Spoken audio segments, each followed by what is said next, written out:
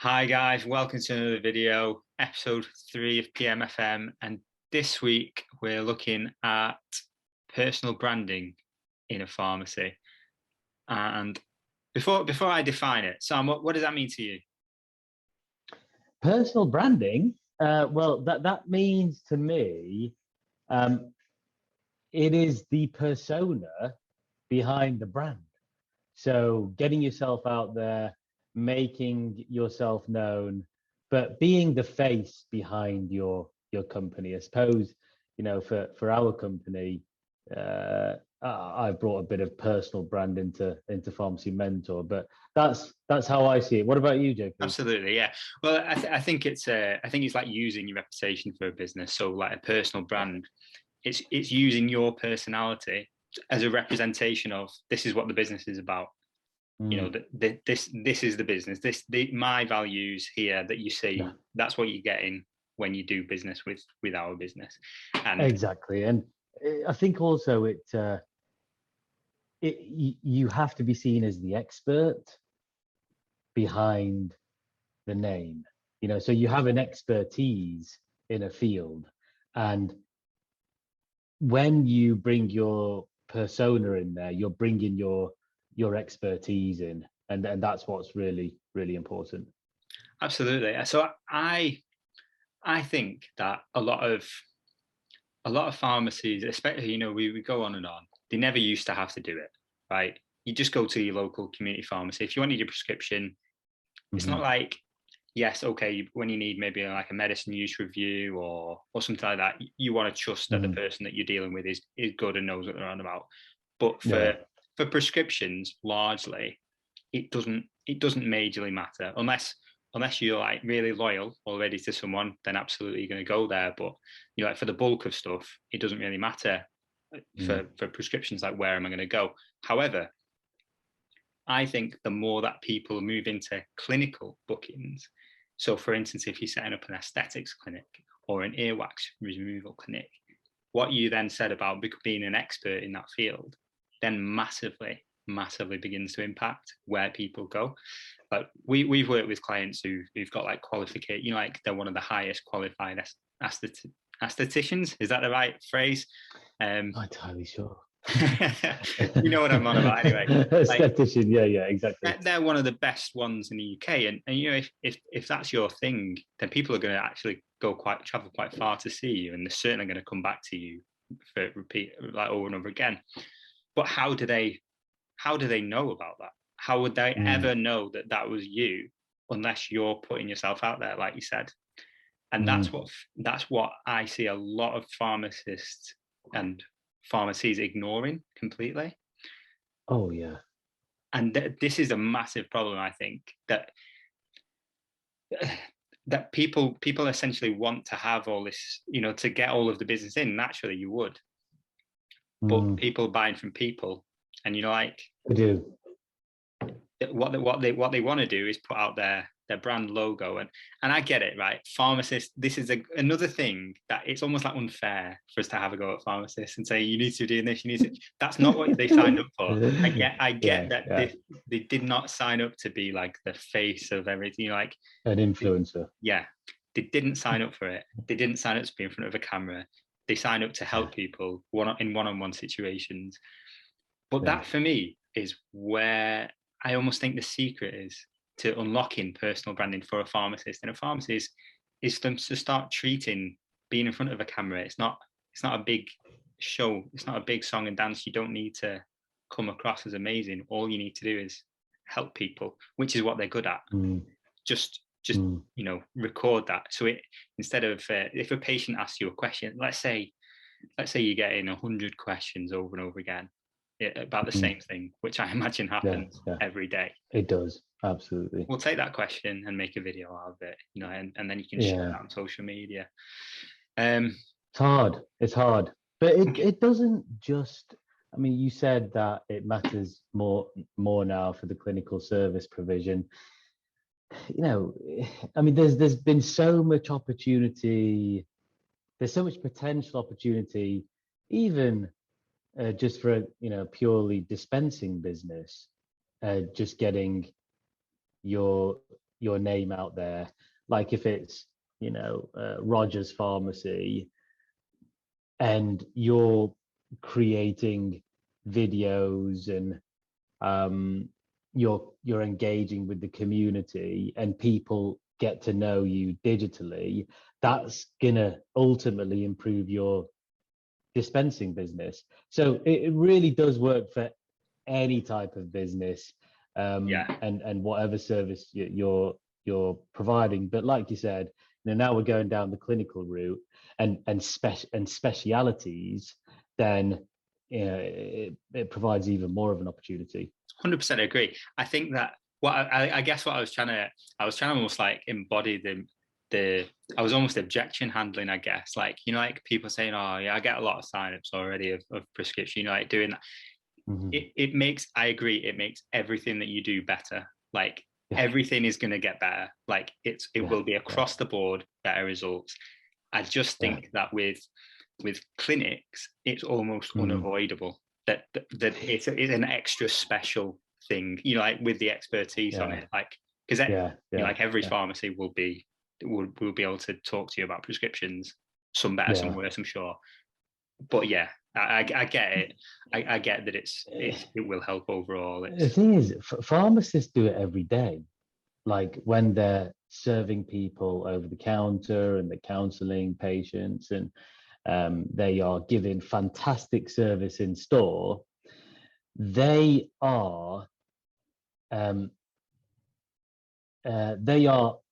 creating a brand for themselves, and people will go away from that experience with the pharmacist and talk to other people, word of mouth. That's if you naturally provide fantastic service and you have a personality in store, then that persona is going to travel anyway without digital. But if you digitize that and you answered all the burning questions that people have, and you engage with people via social media, so many different platforms now, Facebook, Instagram, TikTok, whichever medium that you feel comfortable on. And I know TikTok is actually getting bigger in pharmacy now. Then you could really drive business. Like I think you can change your business. You can change your business. Absolutely, yeah, you can change your business. I should have probably mentioned at the start, I've guilty perhaps of a bit of assumption on the audience's part, but personal brand is absolutely, it's not just digitization of what we're talking about is the digitization of a personal brand, because every pharmacist has that. That's what, like I said, it's your reputation. It's how you deal with people on a day-to-day basis, and your reputation that's managed. It's funny, Joe, because when I worked in for Green Cross Chemist in Sheffield, and before Pharmacy Mentor started, I was developing a kind of personal brand with that company, and I was their digital strategist. Say, I was building their website and doing their socials, but the most engaging content, and people did start coming in because of it, was when I was doing selfies and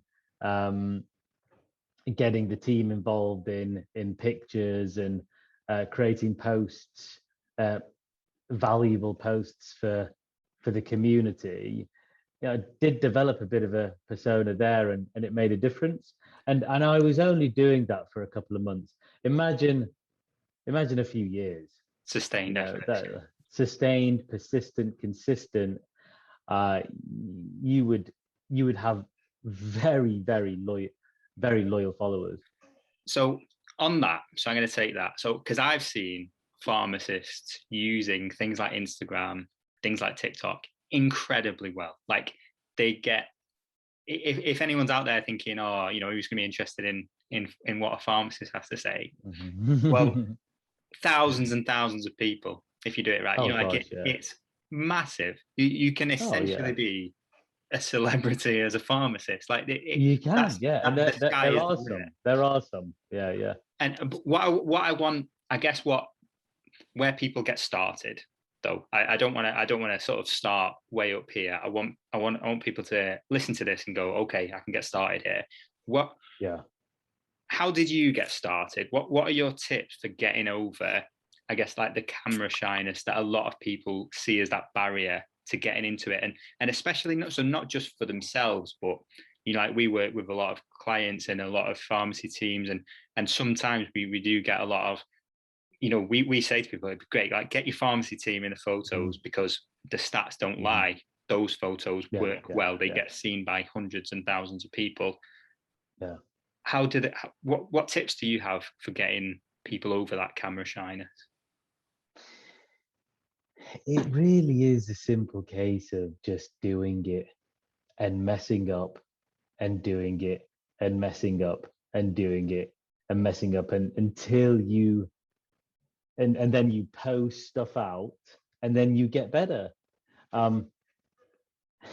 It's literally all you need is your phone, put it in front of you and do a video.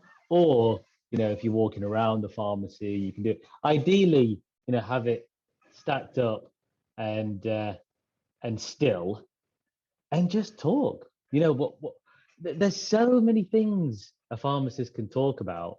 So you could devise a whole topic list, and